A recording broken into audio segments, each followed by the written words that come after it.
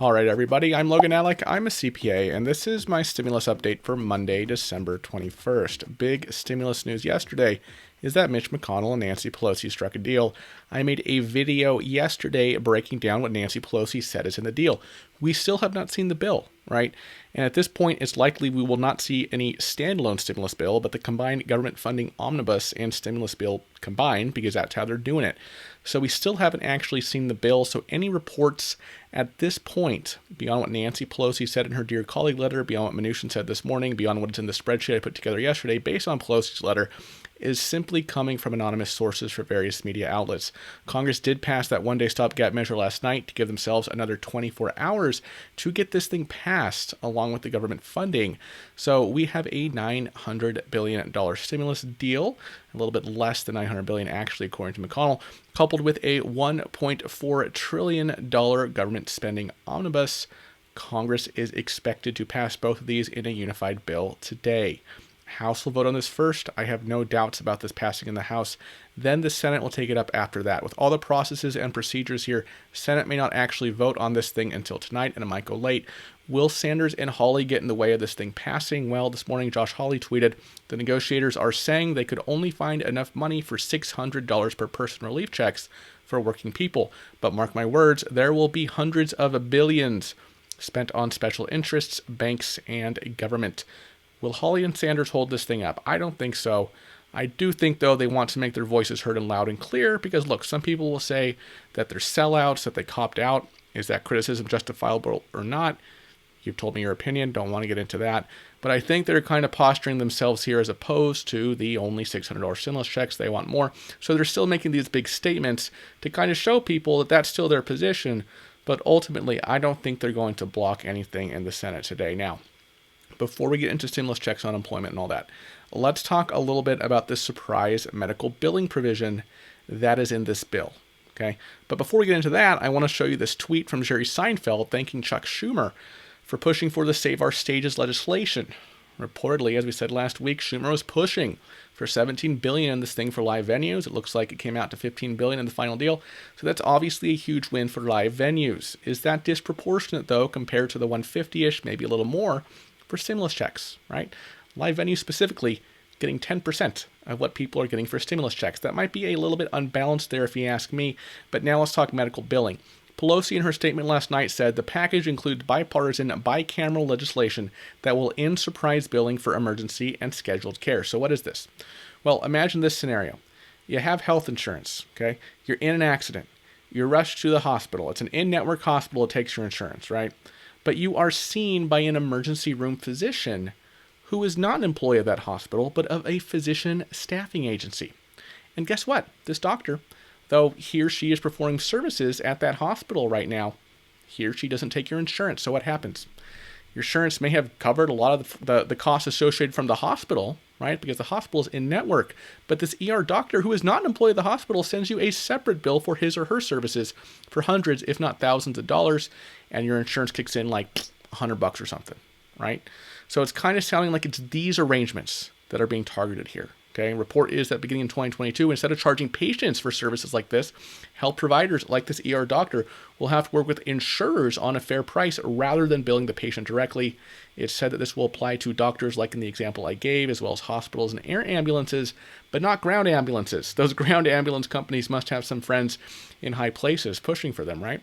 All right, now let's go over the stimulus checks briefly. As discussed last night, there's a $600 stimulus check in this thing, $600 for non-dependent adults, $600 for children. I imagine the rules will be the same as the CARES Act, meaning dependent children under the age of 17 would be eligible for the 600. They're saying the same income limitations as under the CARES Act, mixed families now included. I've explained that many times here on the channel. I'm not going to go into that again. Unemployment, $300 a week for 11 weeks. PUA and PEUC extended for 11 weeks as well. So 11 weeks from the end of December. We're estimating that goes through March 14th approximately. $25 billion for rental relief. Those are basically the major items in there for the people. Steve Mnuchin was on CNBC this morning, said that he expects the first stimulus payments to go out before the end of the year. He said he expects we'll get the money out the beginning of next week. Why so fast? Well, because now Treasury knows exactly where to send your money. There aren't all these hiccups that we had before with Social Security and paper checks and bank accounts and all that, right? Well, there will still be hiccups, don't get me wrong, but not nearly as many as last time, which is why Mnuchin can speak so confidently about the timing here. I've seen questions in the comments, right? Is SSI eligible? Is SSDI? Yes. If you were eligible last time, you'll be eligible this time, and they have your banking information, right, from last time. In terms of what to do if your banking information has changed, we will have to wait for more guidance from Treasury and the IRS on this. It's possible they may revive some kind of a portal, right, where you can update your information. Also possible that if your information has changed, the deposit will be rejected. You'll just receive a paper check in the mail. Also possible that they'll say, if your banking information has changed, you're just out of luck. You're just going to have to claim this as a credit on your tax return, right? We don't know at this point what their position will be for those whose banking information has changed since the first stimulus payment. There's also the issue of the stimulus debit cards. Remember, Mnuchin was a big fan of these, despite their kind of bungled rollout. For those who receive stimulus debit cards, will these be reloaded with stimulus money for those individuals? We don't know. There's just a lot right now that Treasury and the IRS hasn't disclosed about the actual rollout here. Maybe they haven't even figured it out yet because this is all happening so fast. In terms of unemployment, that is obviously administered through the states, so your mileage will vary depending on the state you live in terms of getting that extra $300 a week. On the unemployment, though, a Senate aide said there is this side hustlers provision in this thing, which is an additional weekly benefit of $100 a week in supercharged unemployment on top of the normal $300 weekly benefit amount. Who's this for? This is for someone who makes money from both a W-2 job and self-employment income, right? So they have a normal job, but they also have a side hustle or a side gig or something like that. So let's say this is you. Let's say you have a W-2 job, but you were laid off, right? So, and you're eligible for regular unemployment, right? Because you were a W-2 employee.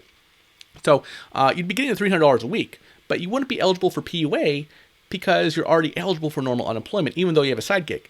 So what this is saying is that if that's you, if this is your scenario, and you earn at least $5,000 a year in self-employment income, in addition to your W-2, you can be eligible for this additional $100 a week on top of the $300 a week. We're hearing that this benefit will only begin after your state agrees to it with the Federal Department of Labor. On housing, we're hearing that, as expected, this new bill will extend the eviction moratorium on evictions through January 31st. It is believed that this will simply be an extension of the CDC moratorium with the same eligibility requirements and income limitations. Rent relief, $25 billion, expected to be for both back rent and future rent. It seems they simply just took this from the bipartisan proposals arrangement that we went over previously right here on the channel with respect to rent relief. The rent relief will be administered through the state. So again, just like with unemployment, your mileage will vary on how easy it is to get that. Now let's talk student loans. The Department of Education has already, previous to this new bill, extended the payment pause on federal student loans to January 31st. Will this new bill extend that even further? We don't know yet. For small businesses, $325 billion in total for small businesses. Lion's share is PPP. $280 billion of that is going toward PPP. This morning, Mnuchin said the threshold for the second round of PPP is 25%, so you need to show at least a 25% decline in revenue from last year. Previously, we thought it could be 30% based on the bipartisan proposal, so it's sounding like they're making it easier for businesses to get a second round of PPP. Speaking of PPP, Mnuchin said expenses paid for with PPP funds will be tax deductible. That's contrary to what Treasury said earlier this year, but now they're putting it in legislation that that's the rule, so businesses will like that. One thing that Nancy Pelosi didn't mention in her statement yesterday is that this bill will increase the meals entertainment deduction. Mnuchin said that this morning. Specifics of what that looks like, we'll have to wait for the bill. Like I said yesterday, Pelosi and Schumer are really positioning themselves here as saying that this bill that's going to pass today has a lot of gaps. It's deficient, but Biden will save the day. Biden himself said this action in the lame duck session is just the beginning. Our work is far from over. We know that Dems will push for big stimulus after the inauguration, maybe even before that with the new Congress.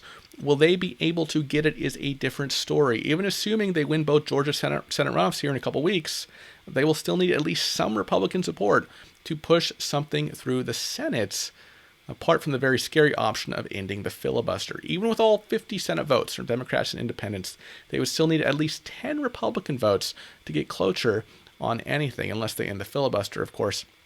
Will at least 10 Republican senators be down for more stimulus in just a month or two from now? Josh Hawley, I think, yes. Will others join him? Will enough join him? I'm not sure.